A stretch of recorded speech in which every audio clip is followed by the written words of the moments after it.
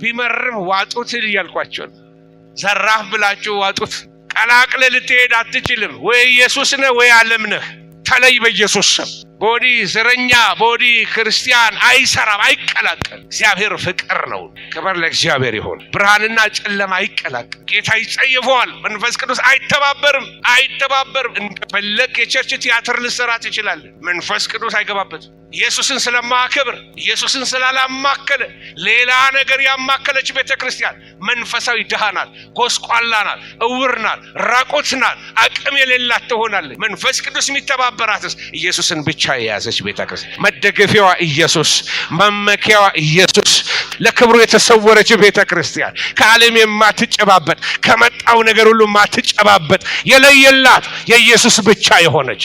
በመጀመሪያው ክፍለ ዘመን ላይ ፓንቲዮን የሚባል አንድ ከኢየሱስ ልደት በፊት ወደ 700 ዓመተ ምህረት የሚያህል የቆየ አንድ ትልቅ ቤተ መቅደስ ሮም ውስጥ አለ። ገብቼ አይቼዋለሁ። እና አንድ ጣራ አለችው። ክብ ጣራው የተበሳ ነው።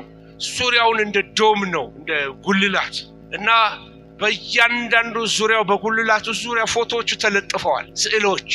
እና የመጀመሪያው ክፍለ ዘመን ክርስቲያኖች እንደዚህ ብለው ተጠየቁ። ሪሊጂዮሶ ኢሊስታ የሃይማኖት ሬጅስትሬሽን የሚባላል። እዛ ውስጥ ግቡና የእናንተም ኢየሱስ እዚህ ከተቀመጡት ከነዙስ ከነዳያና ከነአቲና ከተለያየ አማልክቶች አንዱ ኢየሱስ አድርገን እናስቀምጥላችኋለን። ይህንን ነፃነት እንሰጣችኋለን። ሪሊጂዮሶ ኢሊስታ ትባላላችሁ ተባሉ። የዛ ዘመን ክርስቲያኖች እንደዚህ ከዓለም የተጨባበጡ ስላልሆኑ ምን አሉ መሰላችሁ? እኛ ሃይማኖት አይደለንም አሉ። እኛ የኢየሱስ ደቀ መዝሙር ነን። እኛ ኢየሱስ ደግሞ ተነስቷል። ፎቶውን ለጠፋችሁት አልለጠፋችሁት ኢየሱስ ያው ጌታ ነው፣ በእኛ ውስጥ ያው ነው አሏቸው። አንዱ የተጠሉበት ለዚህ ለካታኮምብ ወይንም ደግሞ ለዚህ ለካታኮምቡ ሰማዕት ወይንም ደግሞ ለአውሬ እንዲሰጡ ያደረጋቸው ነገር መለየታቸው። ያውኗ ዘመን ቤተክርስቲያን ከዓለም አልተለየችም፣ ቋንቋው አልተለየም። በቃ ሁሉ ቦታ ታገኙታላችሁ። ከሚጠላው ጋር ታገኙታላችሁ፣ ከባዕድ አምልኮ ጋር ታገኙታላችሁ። ቀይጥ ቤተክርስቲያን ሆነ። እግዚአብሔር ይህን መንፈስ ይውጋው። አንቀላቀል። ኢየሱስ ብቻውን ጌታ ነው። ኢየሱስ ብቻውን ጌታ ነው። ማርቲን ሉተርን ምን አሉት? ይሄንን ብትል አሉት ዓለም ሁሉ ተሰብስቦ ይቃወማል፣ ቢቀርብ ይሻላል አሉት። ማርቲን ሉተር ምን አለ?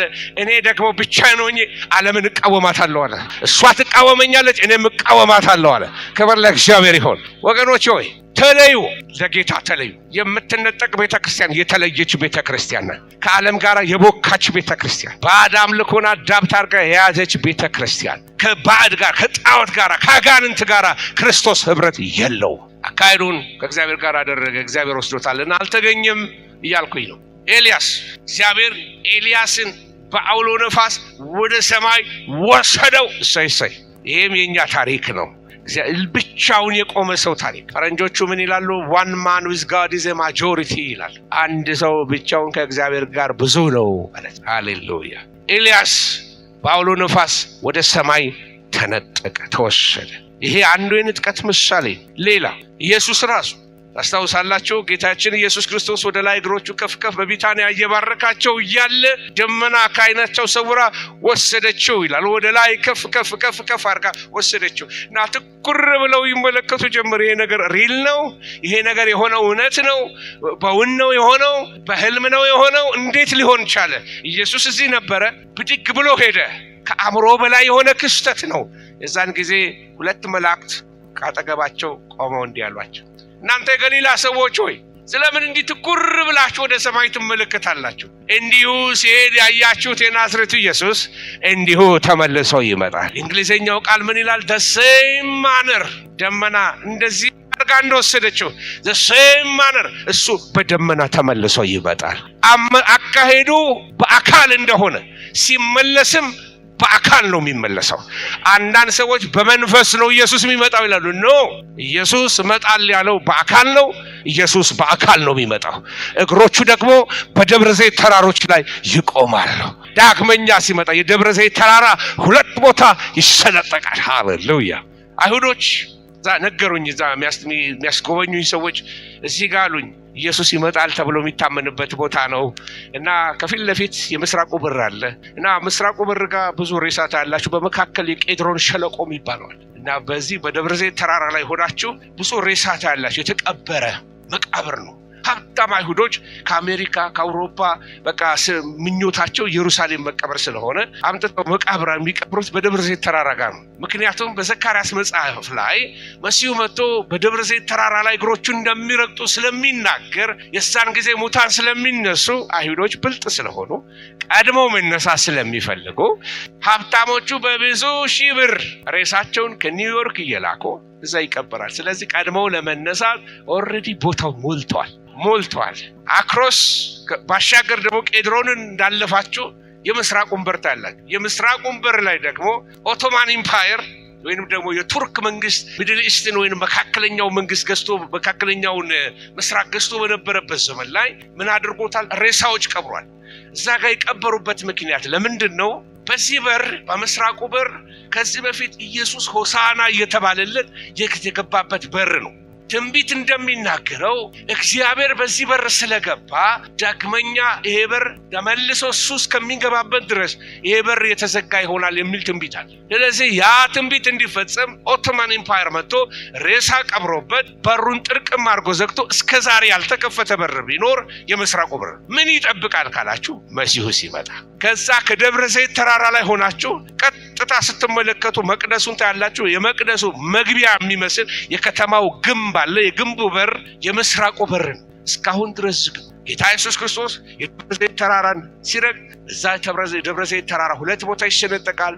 በዛ በር ዳግመኛ ያ ሆሳና በዳዊት በጌታ ስም የሚመጣ የተባረከ ነው እያሉ ይሄንን ዘንባባ እያወዛወዙ የተቀበሉት በአህያይቱና በውርንጫዋ ላይ ተቀምጠው የገባበት ያ በር በመላእክት ታጅቦ ይገባበታል። በጻድቃን ታጅቦ ይገባበታል። እግሮቹ እንደገና በዚህ ምድር ላይ ይረግጣሉ። አንዳንዶች በጣም ቃሉን ከመራቀቃቸው የተነሳ ይሄ ሁሉ በመንፈስ የሚሆን ነው።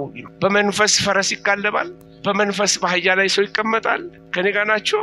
እንዲህ አይነት ትምህርት የለም። ቅዱሳት መጽሐፍ ሊትራል ነው ኢንተርፕሬት የምናደርጋቸው። በተለይ ፕሮፌሲ ስንመጣ አተረጓጎም አንዳንዶች ኢየሱስ በ70 ዓመተ ምህረት መጥቷል ብሎ የሚያስተምሩ አሉ። ፕሪተሪስቶች ይባላሉ ወይንም ሐላፋውያን ይባላል። መጥቷል ኢየሱስ አትድከሙ የሚሉ የሚያስተምሩን አስተማሪዎች አሉ። በጣም ብዙ ስለነሱ ብዙ ለመናገር ጊዜ የለኝም፣ ግን ስህተቶች ናቸው። መጽሐፍ እንደተናገረ ግን የወጉት ሁሉ ያዩታል። አካል ለብሶ በአካል ነው ኢየሱስ የሚመጣው። ንጥቀት ኢየሱስ ክርስቶስ ለቅዱሳኑ ይመጣላቸዋል፣ ለቤተ ክርስቲያን።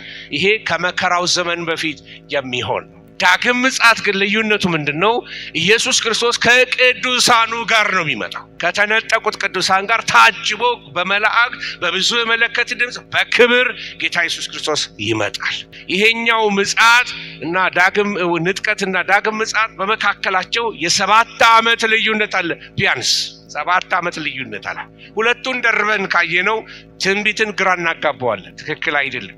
እሺ፣ ስለዚህ መነጠቅ የሚያሰው ብዙ ጊዜ ከድነት ጋራ ከማምለጥ ጋራ ሐርፓሶ ወይንም ከመንጭቆ ከመዳን ጋራ ከጥፋት ከመሰወር ጋራ ከአክሊል ሽልማት ጋራ የሚታይ ነው። ዳግም ምጽአት ግን ከፍርድ ከኢየሱስ ንግስና ጋራ የሚያዝ። ንጥቀት በሰማይ አካባቢ የሚሆን ወደ ሰማይ የምንሄድበት ነው። ዳግም ምጽአት ግን ወደ ምድር ከጌታ ጋራ የመምጣትን ነገር ነው የሚናገረው።